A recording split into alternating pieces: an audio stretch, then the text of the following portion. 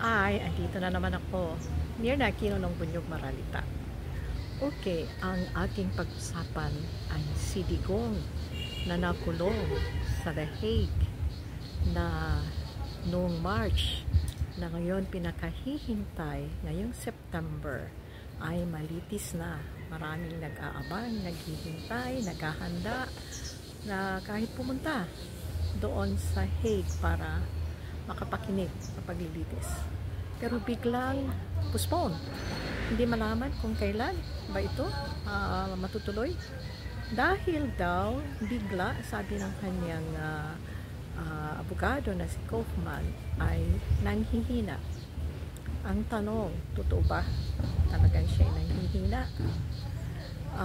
O takot gumawa ng dahilan o gumawa ng palusot.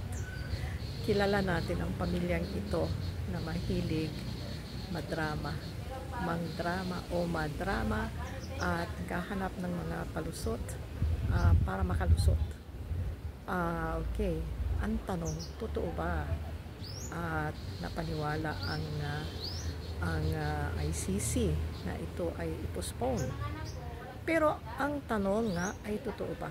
Kasi nung isang araw lang ay napanood ko si Kitty sa kanyang video na silang magkapatid ay kailan lang dumanaw sa kanilang ama at masaya siyang nagkukwento na okay naman daw ang kanyang tatay o kanyang dada.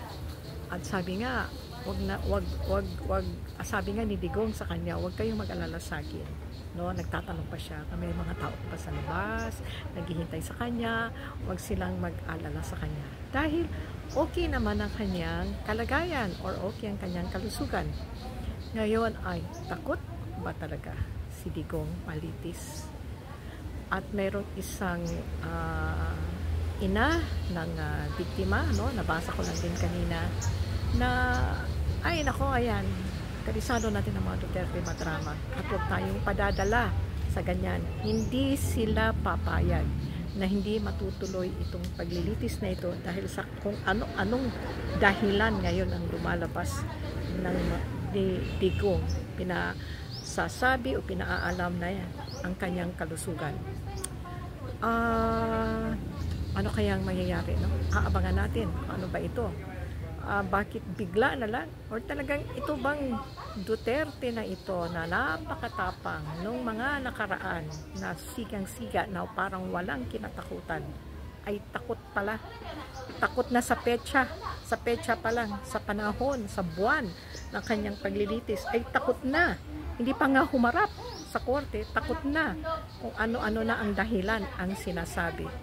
Kaya mga kababayan ko, ay abangan natin anong susunod.